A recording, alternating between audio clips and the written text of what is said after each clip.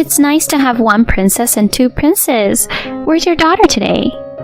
My best friend's comment, whom I hadn't seen in a few years, took me aback. My husband and I just have one son. What are you talking about? We only have Tom. She looked puzzled. That's weird. I could have sworn I saw your husband with a little girl the other day. I shot a questioning look at my husband, who quickly defended himself. She must have seen someone else, not me. But something about his reaction seemed off. Turns out he had a huge secret. My name's Julie, I'm 29, and most of my time is spent as a stay-at-home mom. It's just Billy, our son Tom, and me. Billy works a typical 9-to-5 job, and we tied the knot about 3 years ago. Busy as life can be, I love watching Tom grow up. I've even picked up sewing as a hobby, making cute outfits for him. We're blessed with a supportive group of family and friends. For the most part, life had been predictable. However, doubts about Billy started creeping in, casting shadows on our happiness. We met in college and became close at a club gathering where I'd had a bit too much to drink, and he took care of me.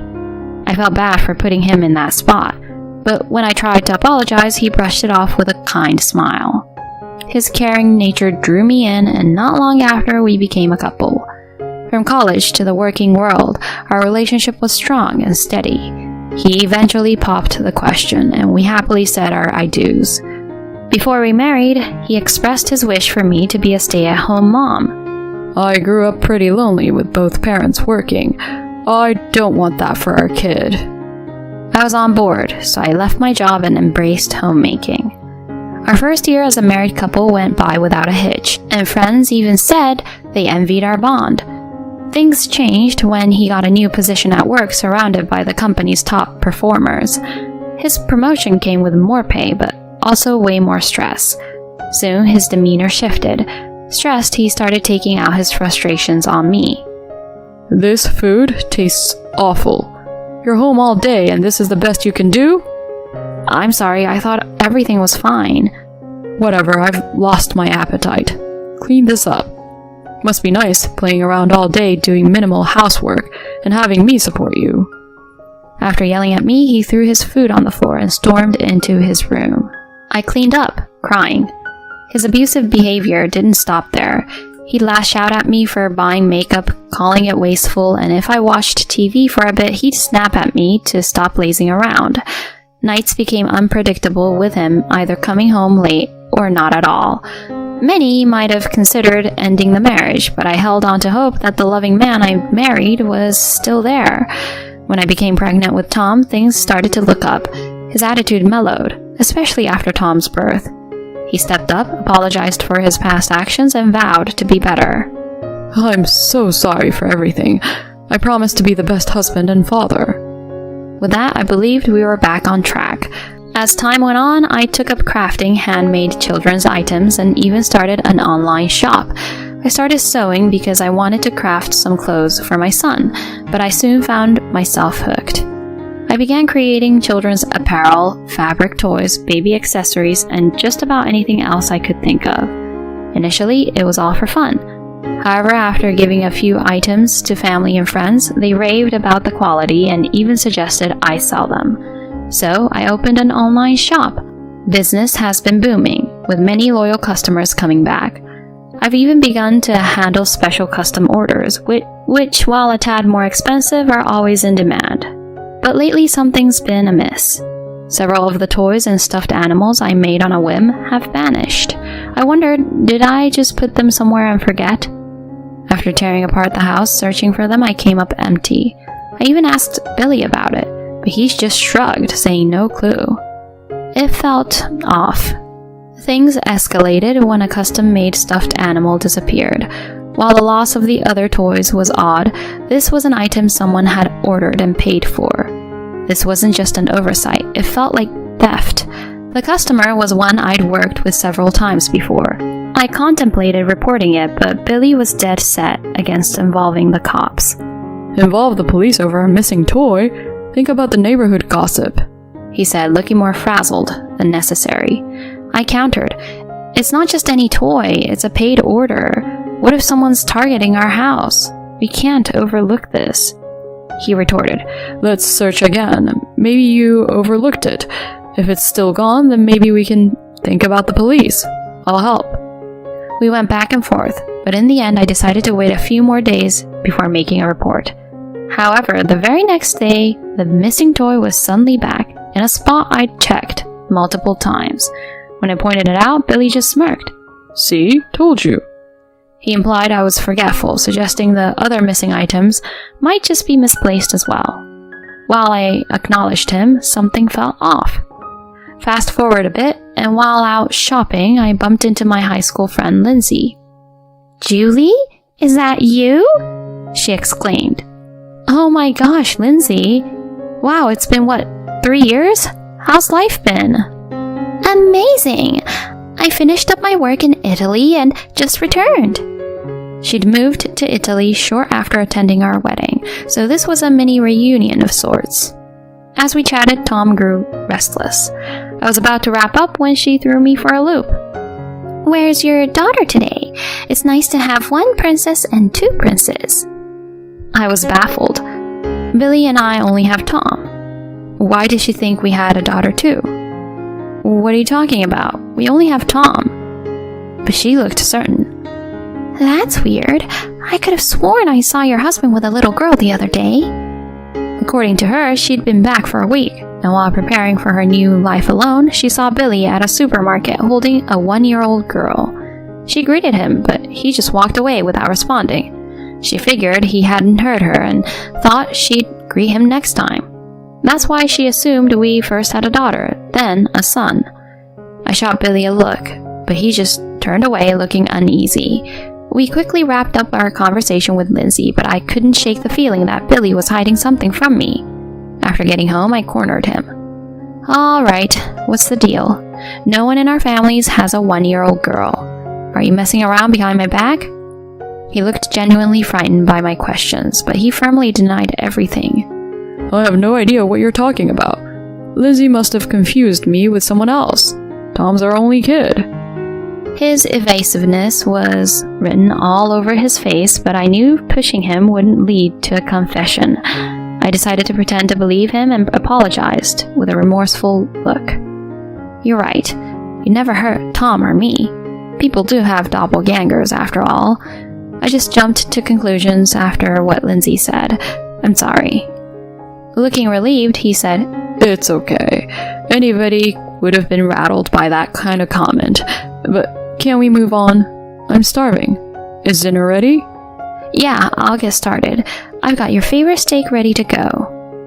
On the outside, things seemed resolved. He likely thought he had thrown me off the scent, but I wasn't about to drop it. I was determined to uncover the truth. I hired a private eye to tail him. I played it cool, making it seem like everything was normal between us. Initially, he seemed a bit suspicious, but eventually he let his guard down, completely unaware of my moves behind the scenes. A month later, the PI delivered his findings. As I had feared, Billy was cheating. The evidence pointed to a colleague of his, named Erica. They'd been seeing each other for about 2 years, which coincided with when his behavior at home started to change. The twist was, Erica believed she was the main woman in his life, and thought they were married. Photos of her showed a young girl, probably her daughter. In one of the pics, the little girl was holding one of my handmade items that had mysteriously disappeared. Billy had likely swiped it and given it to them. I was livid. As part of the surveillance, I learned they'd all be at a department store event on a day Billy told me he'd be on a business trip. I left Tom with my folks and staked out the location. Before long, there they were, Billy, Erica, and the little girl, acting like a picture-perfect family. I walked up and said, "Looks like a fun day out. Mind if I join?"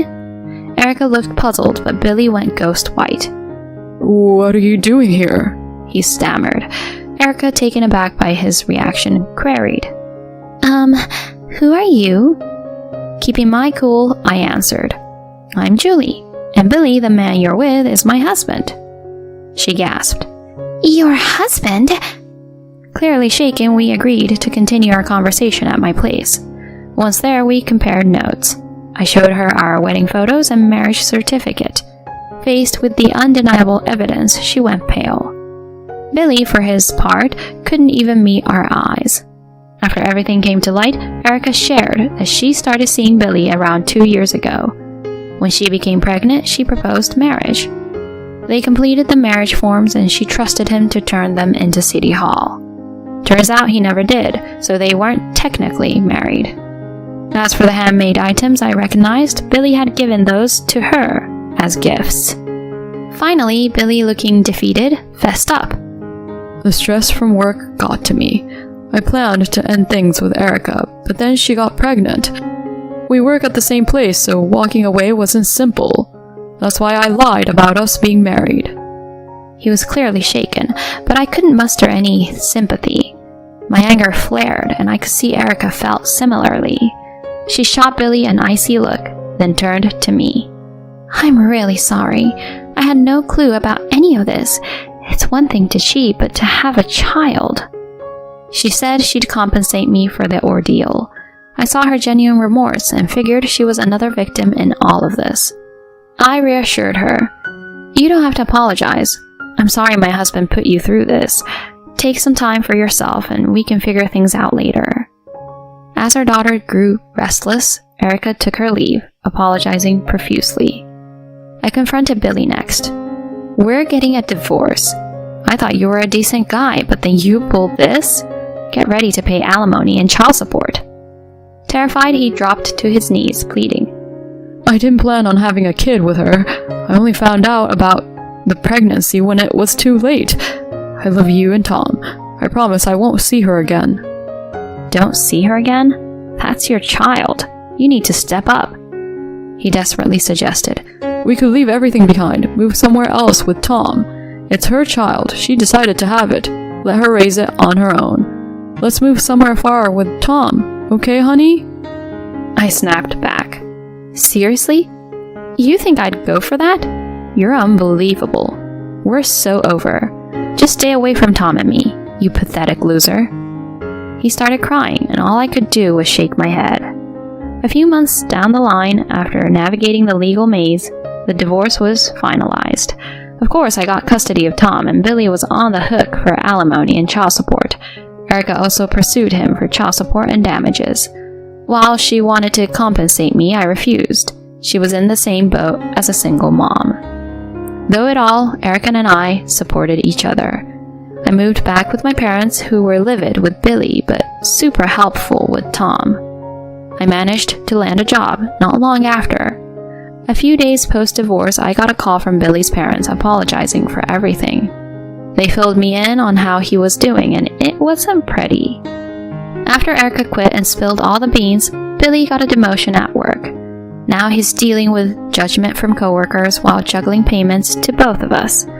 His parents are ensuring he keeps up with his financial commitments. They're genuinely kind-hearted, and even with a busy job, I continue to make clothes for Tom. There'll be hurdles along the way, but I'm committed to doing my best for my son.